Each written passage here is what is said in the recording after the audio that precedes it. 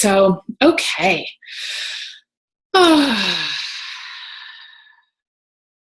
Okay. Let's just take a few deep breaths. I'm being guided to the root chakra. Just breathe. Breathe into your root. Breathe into your pelvic floor. Send your breath towards your tailbone. Mother Mary is doing a clearing of our root chakra. One of the things that's been going on right now is a big collective purge of fear. And as sensitive people, you may be picking up on that, and we can store that in our root chakra. So Mother Mary is clearing out the root chakra, removing anything that doesn't belong to you, that isn't yours to carry, that doesn't need to be weighing you down. And just, if you like, you can visualize her beautiful rose quartz light swimming around in your root chakra, just swimming around in your pelvis, and really helping to clear out, balance, heal, and ground you in your own root, ground you in your own security, your own love, your own abundance, because of course, everything in our lives we are creating to some extent. There's also, of course, our higher selves and our guides and our angels and our, we're on our path. But the way that we respond to what shows up can sometimes collect in our root chakra. Because of course, we're human and we'll have our own moments of fear, our own moments of doubt, our own moments of worry. And so basically Mother Mary is, she's helping us rewrite our humanness, rewrite our humanness. So those places in the past where we've gotten caught in that downward spiral of worry, of fear, of doubt, of self-doubt, of self-flagellation, she's helping us rewrite that in our root chakra so that it's not as easy for us to fall back into those patterns. Because we all have those stories that we've been telling ourselves for many, many years. And, as much work as we do and as deeply as we delve into our souls and swim through our subconscious and do all of the work that we're doing, we can still just be triggered and end up right back in that, an old pattern, an old story. So what Mother Mary is doing is going into our root chakra and helping us, working with your higher self, to rewrite those old patterns so it will be harder for you to drop back into them unconsciously. Or sometimes consciously. I do it consciously sometimes. Sometimes I will go right into my little self-defeating pattern because it feels comfortable. It feels cozy there, weirdly. And so, right? So sometimes it's really tempting to just go into the not terribly cute, poor me. I'm talking about myself here. I'm not putting that on any of you, but that not so attractive, poor me kind of story. And so she's helping us shift this. She's helping us rewrite that. And so it's almost like she's giving me the image of, she's actually if you're getting lifted onto a horse, I don't know if you've been horseback riding, but you're maybe 8 or 10 years old and you go horseback riding, and the person who's helping you onto the horse does this with their hands so you can put your heel in and they'll give you a leg up. So Mother Mary is giving us a leg up into our divinity. I mean, of course, we're already in our divinity. We have been there. We came from there. But she's giving us a leg up in our human selves back into our divinity, so that it's going to be harder from here on out to indulge in those, and this feels really for me, indulge in those kind of self-pitying stories. So that's great. Or whatever your comfortable space is. Even though it's self-defeating, but it feels warm there because we're so used to it. So just check back in with the root chakra. Okay, she's still working with us there.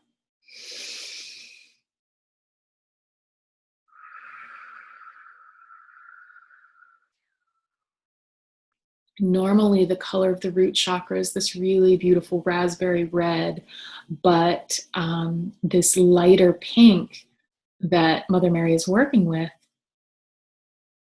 is really helping to lighten that, to lighten those stories, to give us almost an effervescence, grounded but light and joyful.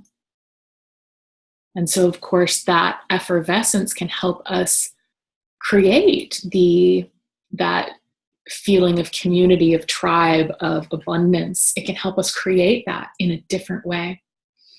Okay, thanks, Mother Mary. Let's check in. Okay, she's going to continue to work with our root chakras throughout the session, but it feels like we can move. Can we move on?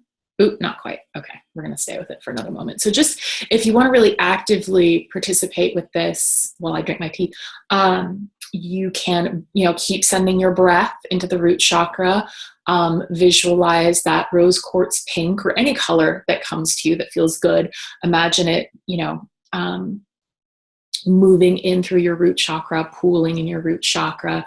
If there's something around security, money, love, tribe that you're really working with right now, you can breathe into that and ask if Mother Mary has any guidance for you. And of course, we can check into that later more specifically if you'd like some help with that. So.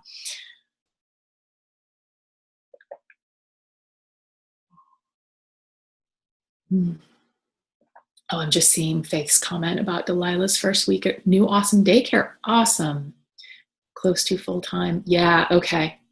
Good. Beautiful. That feels really good. Yeah. Okay.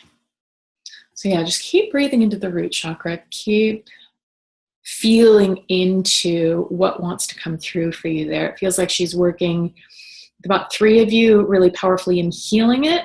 It looks like for the other 2 of you, she has some messages coming through. They may come through in this session, or they may come through, later today or tomorrow. They'll land in the perfect time. But I guess that's the work she's doing. There's something for me too. Yeah, she's working with my root chakra as well. Good. It needs it. Okay. Continuing to feel into that.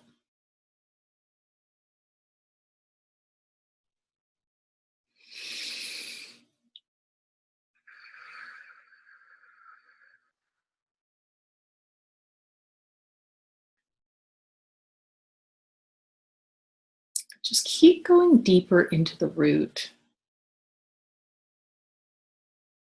If it feels good and guided, you can also drop a grounding cord from your root chakra into the center of the earth.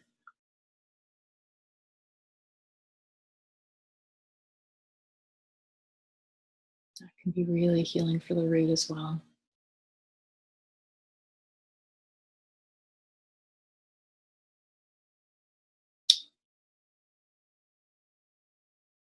Okay, one of the things that's popping in is root vegetables. I've been trying to eat more root vegetables, and that can be really grounding and healing as well. So if you feel called to do that, root veggies are great. Okay, now we can move on. Thank you. It's uncomfortable for me to not be talking in these sessions because I feel like I'm not doing my job, which I know is not true, but okay. Cool. Okay, so where are we going from here? Okay, just feeling into a bit of a swirl. Is this a mom swirl? Is this a group swirl? Oh, interesting. Okay.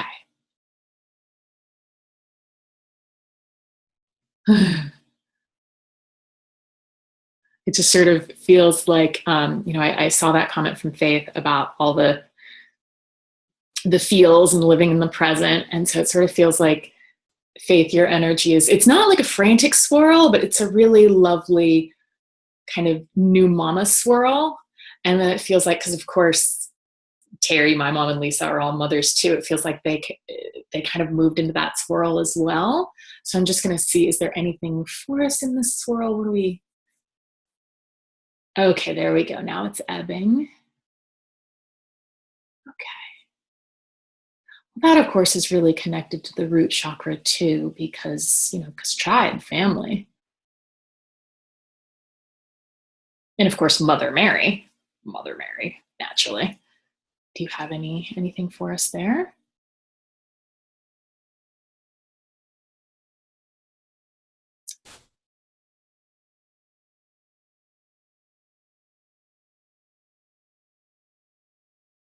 Okay, there's something around motherhood. Let me just follow this image for a minute, see what's coming through.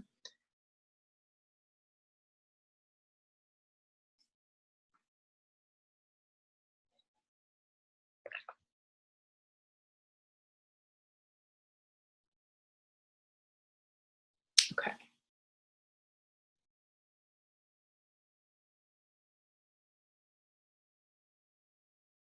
Okay.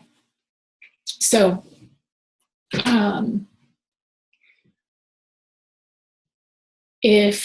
and this is for everyone, including myself and Liv, even though we aren't mothers yet, when fears around motherhood show up, whatever those fears are in any space, but it feels like it's connected to being a mother, call in the lions, because I was just sort of shown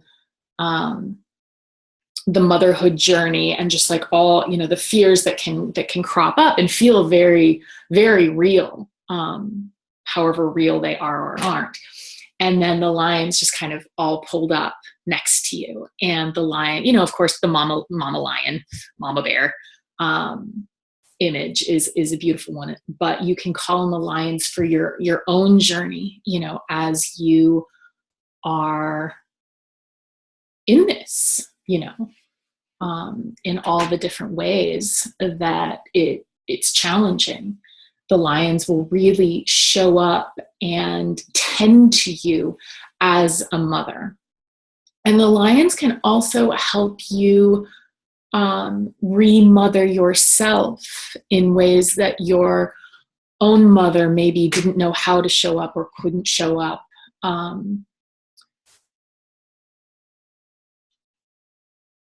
As we're all healing quite a lot in our own ways. Each generation has sort of a new challenge. So the lions can help you remother yourself when maybe abandonment crops up, or places where you didn't feel safe, having feelings or speaking up or saying, hey, I would like to do this. I would like to study this. And maybe that wasn't okay, whatever didn't feel okay to you as a child, whether or not it was okay or not, sometimes we're not tapping into our own parents, we're tapping into something generations back. So even if you feel something cropping up and you're like, well, that doesn't make sense because that didn't happen to me. Maybe it happened to your great grandmother, and it's traveled down. So, don't be too concerned about trying to find like, oh, well, where did that happen in my life? Just, you can call in the lions, you can call in Mother Mary, you can call in your own higher self.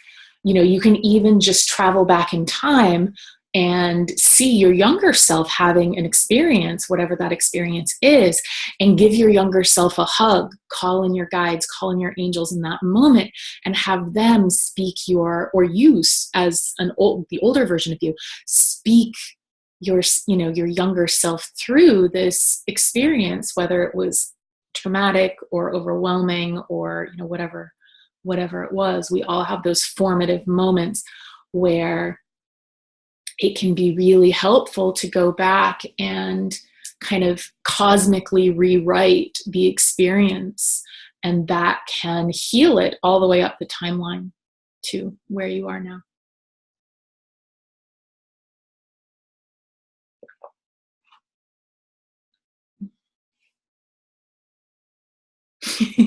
Okay, so I'm getting Nala, the mama lion from the Lion King. She's showing up. She's like, she'll be with you as you're mothering.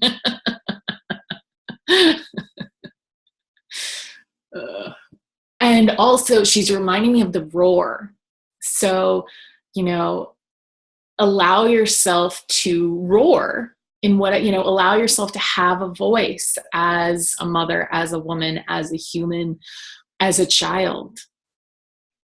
The lions are actually working with our throat chakra now. Ooh. Ooh. Ha, ha, ha, ha. This might feel clearing and like a relief. It might feel like there's a blockage. If it feels like there's a blockage in your throat, check in and see, is there a truth that I need to speak to yourself or to someone else? And if we feel like there's a truth we need to speak to someone else, it's always helpful to speak it to ourselves first, just to make sure that, because that might be it. That might do it. So yeah, the lions are working with our throat chakra. It's mostly Nala. That's really funny. I'm not 100% sure I've ever had a Disney character step in before, although I have had Beyonce step in. That's been fun. I don't think it's happened in this session, but Beyonce has shown up. Okay.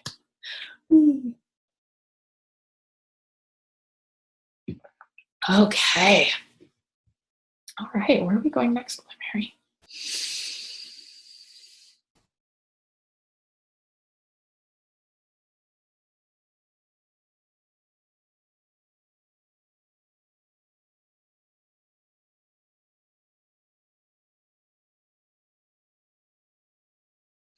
Okay, so it feels like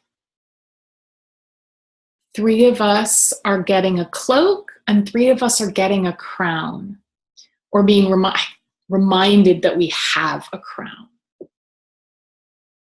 Okay, so that's gonna be 2 different messages. Energy moving. Whew. Okay, so what's the cloak?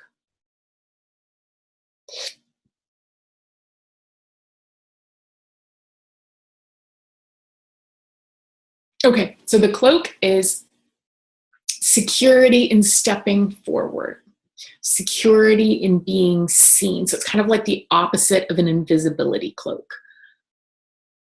Because of course, arguably Mother Mary is the most visible woman in the world. The most visible religious woman, arguably, but she's a lot of places. She's really seen. So if feeling seen, feeling visible, especially feeling visible in your truth, in your work, in your light, in your voice, in your love, in your anything, it's maybe one of these cloaks is for you. And that's actually a similar but slightly different message for the ones who are getting crowns. And I double checked. I was like, can't we all get crowns and can we all get cloaks? But they're we each need something a little bit different right now. So the crown is really around reminding yourself to stand tall. I know that when I play with this image, like if I'm taking a walk and I kind of notice, like if I pass someone and I won't look at them, or I'm just kind of like I'm hiding a little bit, I imagine myself wearing my crown and my posture improves. I walk differently. People respond to me differently. It's turning on that queen energy, which is very potent and really needed right now. Like this world needs queens like never before, in both the, crown divine feminine way and the, queer eye for the straight guy way. So we're needed right now. So whichever one feels best to you, the crown or the cloak, just feel yourself wearing that and just sort of feel into it and say, all right, how does this shift my energy? How does this adjust how I'm feeling, how I'm thinking, how I'm showing up? Because of course, our imagination is our portal into the cosmos, into shifts, into transformation. And so when we imagine ourselves, whether it's as a dragon or as a lion or wearing a crown or, with a sword, whenever we imagine ourselves with these tools, or like that gold motorcycle helmet that Jesus has given us a few times, whenever we imagine ourselves wearing or being present with these tools, our energy shifts and we step into that part of ourselves more powerfully, that part that's always been there. We're activating it consciously. And so then we can use it consciously and people respond to us in that way.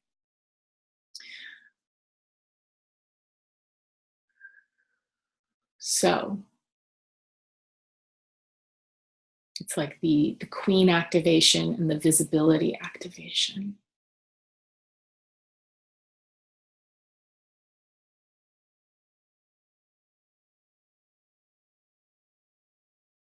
It feels like some energy is coming in to help with both of these.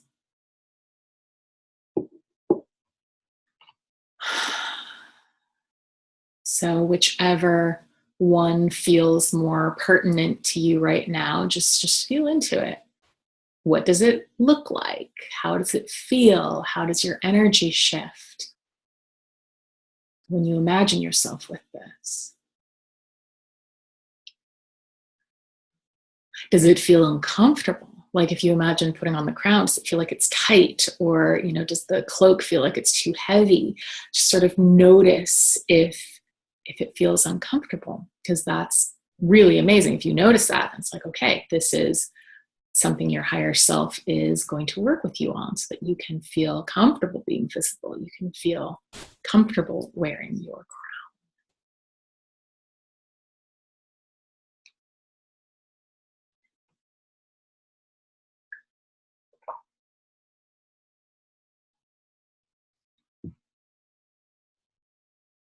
Okay, yeah, so now I'm seeing Mother Mary like actually giving each of you a robe or a crown.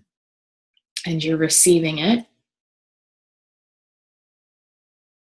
thanking her because we've all been raised well, and just kind of noticing what shows up with this, what feels like it unlocks, activates, appears. And she's of course not giving you something new. She's giving you something you've always had, but maybe need to be reminded of, or nudged back toward. Okay. Ooh, good. Good. Okay, feels like one more thing wants to come through, and then we can start playing with questions. Oh, interesting. Okay. Feels like an herbal healing ceremony. Cool.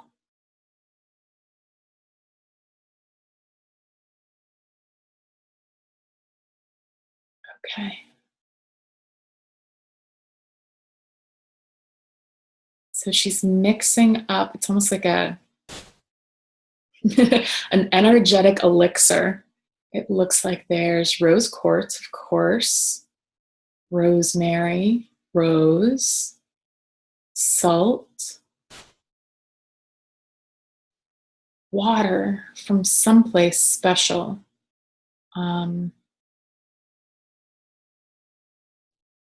Apparently, there is a sacred spring in Nepal, and she's getting water from that. Cool. And amethyst. She's just sort of like creating this energetic cocktail for us. Feels like there are a few other things going into. Okay, she's adding a different ingredient for each of us. You know, whatever your energy needs right now. Okay, it's like she's sprinkling the energy of this just over us, like an anointment. Not quite a baptism. That's not the right feeling to it, but yeah, more of an anointment. So just sort of feel this for a moment. She may be using her fingers to touch this to your third eye. It feels like for some of us, she's like moving her fingers over her face. She may be touching your shoulders, your ribs, your feet, your hands, your heart. She's just placing this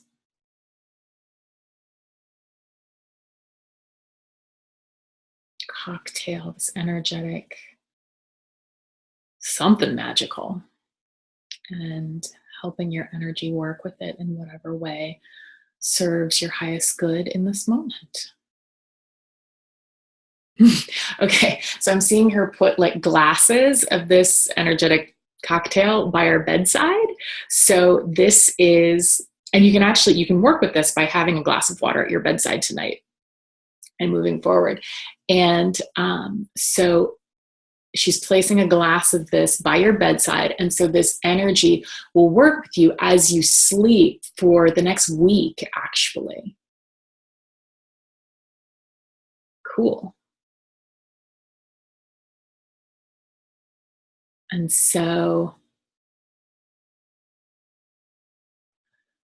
the different ingredient for each of us that she's added will be working, along with the rest of it, will be working with us, our energy, for about a week. That's so cool. This stuff is so weird and awesome. All right, thank you. Is there anything else we need to do with that? No. But she is reminding us, she's prompting us again to, keep a glass of water by your bedside, and that will kind of help call it in, help it activate as we rest, as we sleep over the